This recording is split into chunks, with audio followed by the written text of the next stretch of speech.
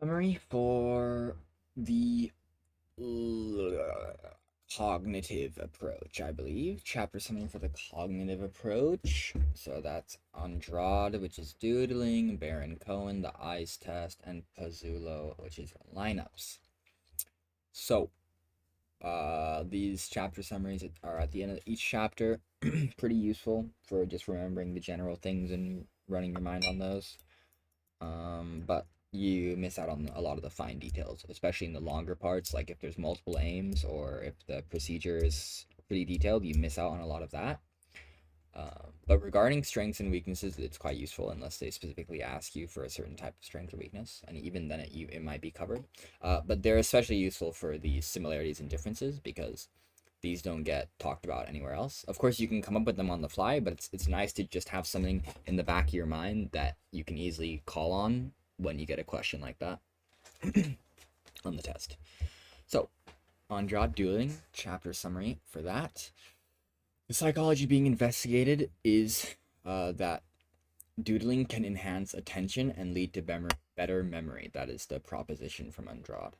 And the aim was to investigate whether doodling aids concentration on a boring task and later recall of auditory information. So it's just auditory information. So concentration on a boring task and also later recall on both being auditory. The procedure, participants were divided into two groups, doodling or control. They listened to a very boring telephone recording about a party in a quiet room alone. The doodling group shaded shapes as they listened, and all participants wrote down the names of party goers. There was a surprise memory test afterwards for further names and also places. Results: monitoring performance uh, was highly. Monitoring performance was significantly higher in the doodling group. The total recall score out of 16 was 29% higher in the doodling group, and the conclusion being that doodling can improve concentration and memory when the task involves listening, when it's boring, and when recall is unexpected. Strengths: the study used experimental methods, so the cause and effect of doodling on memory could be found. Um, Quantitative data was collected, so the results of the doodling and control groups could be compared. Weaknesses: also quantitative data is objective. Weaknesses: a high number of females in the study means results about doodling cannot be generalized to males. And the quiet laboratory setting does not reflect real life memory tasks, so reduced ecological ability, reduced, mundane realism, whatever. Links to assumptions: as recall of auditory information was significantly higher in the doodling group. This shows that memory recall can be. I'm gonna sneeze. Maybe not. Shows that memory recall can be explained in terms of the role of thinking processes, like attention. People may have the same information processing pathways, which are affected by situational factors. Let's read this one more time. As recall of auditory information was significantly higher in the doodling group, this shows that memory recall can be explained in terms of the role of thinking processes like attention. People may have the same information processing pathways, which are affected by situational factors, like doodling, for example. Links to issues and debates. Doodling was shown to aid memory recall, showing that situational factors can affect attention and memory, so that's situational versus individual. And a real life application is to encourage students to doodle in the classroom to improve attention and therefore memory. Similarities. Both Andrade and Baron Cohen et al. Collected quantitative data. Both Andrade and Pazzulo et al. Investigated memory recall. Differences: Andrade used both children and adults as participants, while Baron Cohen et al. Only used adults. Andrade deceived participants about a surprise test. Sorry. While Pazzulo et al. Did not use deception. Alright, that was Andrade. Now on to Baron Cohen et al. Just the eyes test. The psychology being investigated. So, Baron Cohen et al. Created a test for theory of mind, which refers to the ability to determine the mental state of another person or ourselves, otherwise known as social sensitivity. And to determine the mental state of another person or ourselves via somebody's face, not like, everything. Um, or actually, it is everything, but in the study, it's just eyes. Um, Aims to see if the deficits on the original test were still seen for adults with HFA, which is high functioning autism slash Asperger's syndrome. Uh, I'm just going to say autism. So to see if the deficits on the original test were still seen for adults with autism on the revised eyes test. To see if there was a negative correlation between eyes test score and AQ score. AQ is autism quotient. It's like a test where the higher your score is, the more autistic you are, basically. So that's why they're looking for a negative correlation, because if you have a low eyes test score, then your AQ test should be high. So the more autistic you are, the lower your score should be, basically, for the eyes test. So, to see if there was a negative correlation between eyes test scores and AQ scores, and if females scored higher than males on the eyes test. The procedure. A group of adults with autism were compared with 3 control groups on the revised eyes test. General population, students, and IQ matched controls. So there's 4 groups total. HFA, general population, students who are supposed to have higher IQs, and IQ matched controls, which were taken from the general population. And matched IQs and age to the HFA group. Participants took the test in a quiet room and were required to select which of 4 words matched the expression of a set of eyes. There was 1 correct answer and 3 foils for each set of eyes. The foils were like similar words, or similar like emotions or expressions. Results. Adults with autism performed significantly worse on the eyes test than the other groups. There is a negative correlation between AQ score and eyes test score. Females scored higher than males on the eyes test, although the result was not significant. Conclusion. The eyes test is a valid way to detect subtle impairments in social intelligence or for those with normal IQs. Strength. Strengths. The eyes test was highly standardized. It always had the same set of eyes and responses for each person. The study used control conditions to compare to adults with autism, increasing the validity of findings.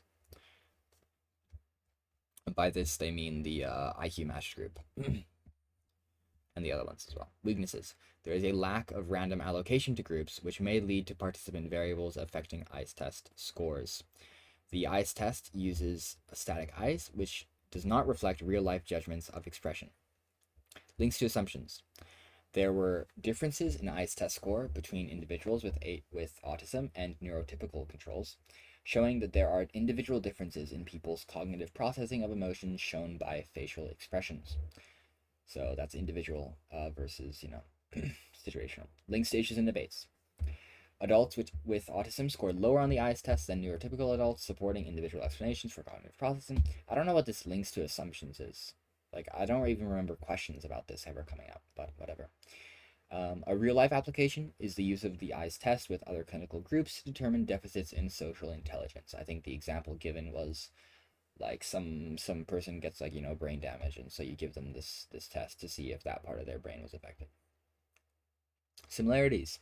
Both Baron Cohen and Andrade had participants complete their tests in a quiet room. Genius. Both Baron Cohen and Pizzulo used independent measures designs. We'll get to Pizzulo in a second.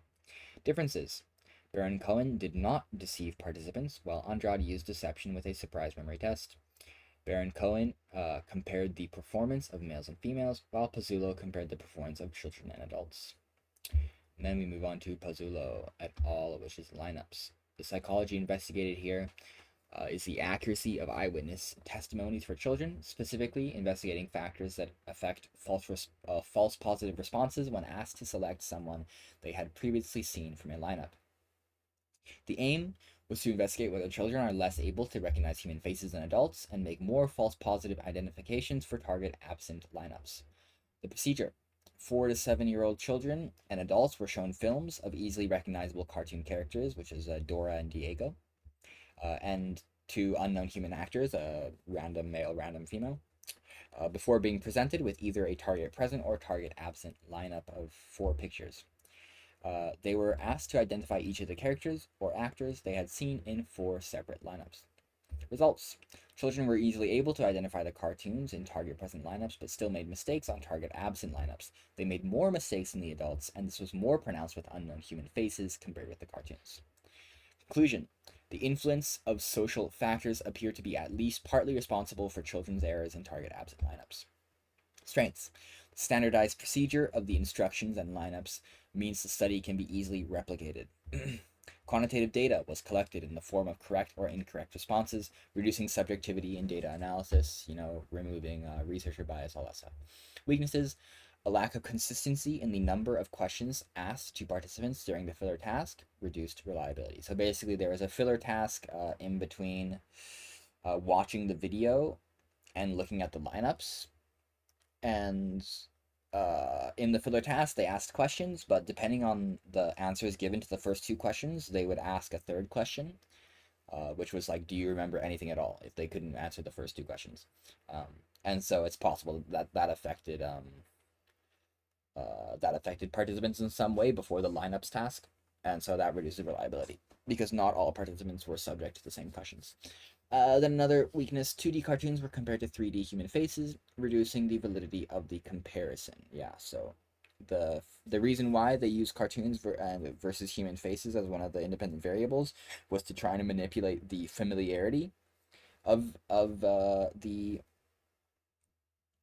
pictures, but using cartoons versus human faces also unintentionally manipulates the simplicity, like 2D versus 3D wise, and so it's possible that was a confounding variable that wasn't taken into account. Its weakness reduces validity. So, links to assumptions. Children were able to identify the cartoon characters and lineups with almost 100% accuracy, the same as adults, suggesting that information is processed through the same route in all humans: input, process, output. Links to issues and debates. The study used young children, so to help them feel comfortable, the researchers participated in crafting activities with them beforehand and carefully monitored the children for signs of fatigue, anxiety, and stress. Because children are, the most vulnerable to psychological harm in a study, so that's why they did that. A real life application is that the findings can be used to help police to develop guidelines for interviewing child witnesses to reduce their tendency to make an incorrect identification instead of rejecting a target absent lineup. Similarities. Both Pazzulo et al. And Andrade collected quantitative data. Both Pazzulo et al. And Baron-Cohen et al. Used foils in their studies. Differences. Pazzulo et al. Used a visual memory test, while Andrade used an auditory memory test. Pazzulo et al. Used 2 groups of participants, while Baron-Cohen et al. Used 4. Another thing you could say is Pazzulo et al. Didn't deceive the participants, while Andrade did. Cool. That's it. Thank you for listening. Good luck on your tests. Bye bye.